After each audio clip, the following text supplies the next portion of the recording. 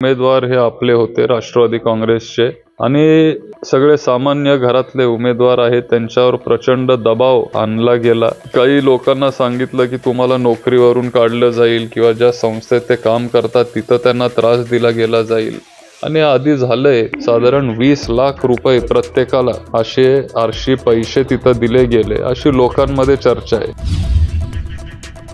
बारामती नगरपालिकेकडे अखंड महाराष्ट्राचं लक्ष लागून राहिलेलं आहे। राष्ट्रवादी काँग्रेस शरदचंद्र पवार पक्षाचे युवा नेते योगेंद्र दादा पवार माझ्यासोबत आहेत। दादा, काय सांगाल, बारामती नगरपालिकेची निवडणूक लागलेली तर 9 वर्षानंतर बारामती नगरपालिकेची निवडणूक लागलेली आहे। ही बारामती शहराची निवडणूक आहे।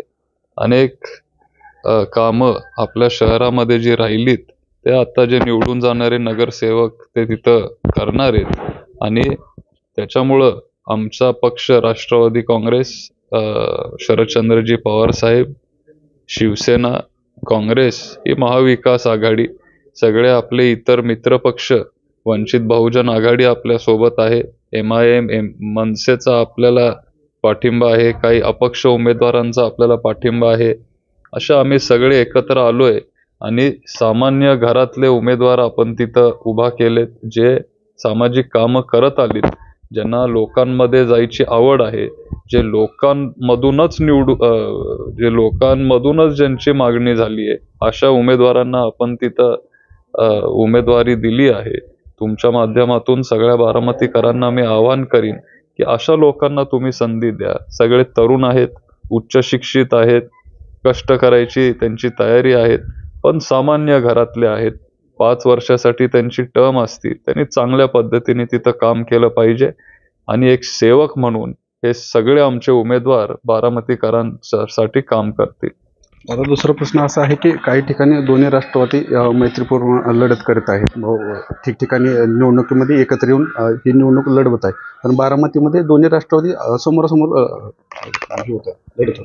काय पवार साहेबांनी किंवा आपल्या पक्षांनी सगळ्यांना तिथं आदेश दिलेला की तुम्ही स्थानिक निवडणुका ज्या त्या ठिकाणी बघून तुमच्या पद्धतीने तुम्ही तिथं लढा।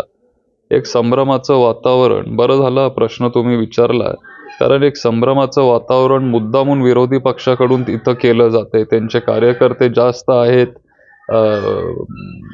पैशांनी पण आणि संख्येने पण, त्यांच्याकडे संस्था आहेत, पुढारी लोक जास्त आहेत आणि ही सगळी लोक मुद्दामून अशी चर्चा बारामतीत पसरवतात, मुद्दामून असे अफवा सगळीकडे पसरवतात, म्हणजे आमचे कार्यकर्ते थोडे गाफील राहतील, थोडे घाबरतील, थोडी भीती त्यांना वाटेल की कशाला आपल्याला ह्या सगळ्या गोष्टीमध्ये पडायचंय किंवा कशाला ही सगळी हा सगळा विरोध आपल्याला अंगावर घ्यायचा आहे।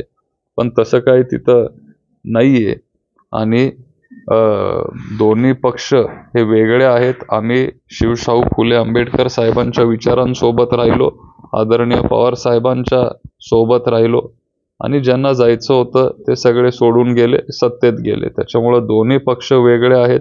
मुद्दामून लोकांची दिशाभूल करायला त्यांचे काही कार्यकर्ते अशी चर्चा ते करत असतात, पण तसं काही नाहीये। दादा, आणखी एक प्रश्न आहे की बारामतीमध्ये विकासाचं व्हिजन काय असणार आहे आपल्या पक्षात? आता आपण जाहीरनामा लवकरच डिक्लेअर करणार आहे।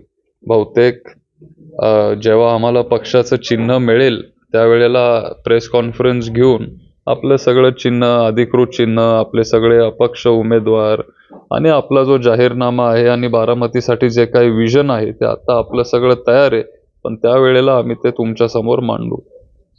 आता बारामतीमध्ये चौरंगी लढत होत आहे, या लढतीकडे तुम्ही कसं पाहताय? नाही, आता शेवटी लोकशाही आहे। आत्ताचे जे सत्ताधारी आहेत त्यांना वाटलं की सगळे निवडणुका इथं बिनविरोध होतील। माळेगावमध्ये पण त्यांनी तो प्रयत्न केला।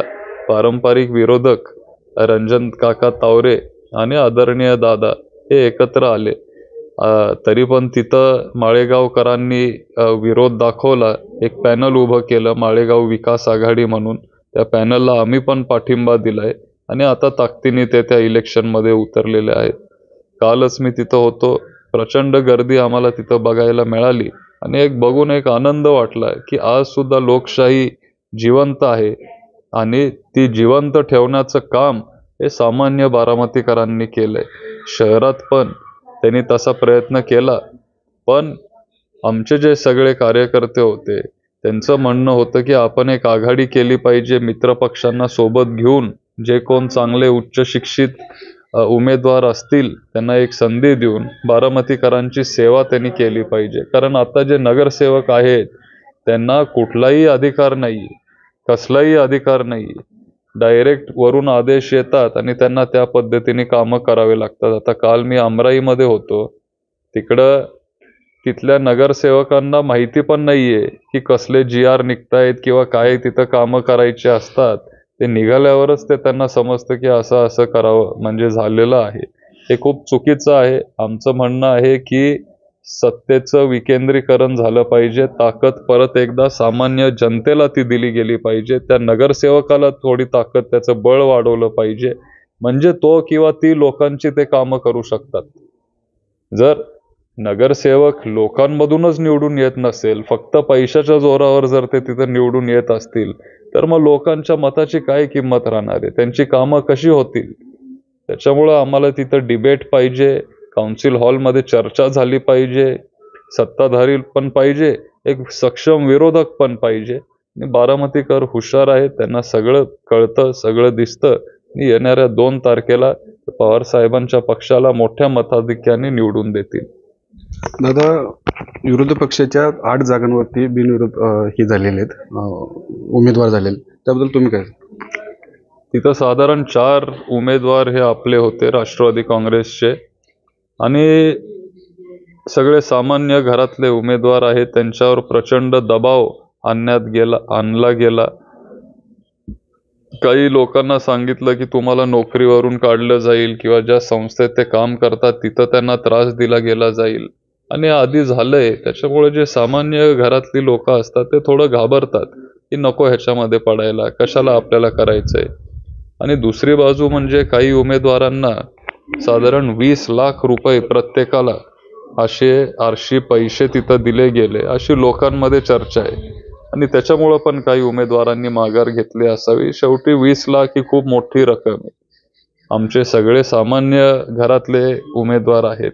20 लाख अख्खं आयुष्य त्यांनी काम जरी केलं तरी 20 लाख रुपये त्यांना तिथं कमवता येणार नाहीत. आणि एकाच झटक्यात जर 20 लाख मिळत असतील, फक्त फॉर्म मागे घ्यायचे, तर काही काही वेळेला लोक वायबल होतात. पण त्यांना मी दोष देणार नाही. जे कोण ही सिस्टीम खराब करतायत, बिघडवत आहेत, ते त्यांचं काम आहे आणि त्यांनी ते थांबवावं.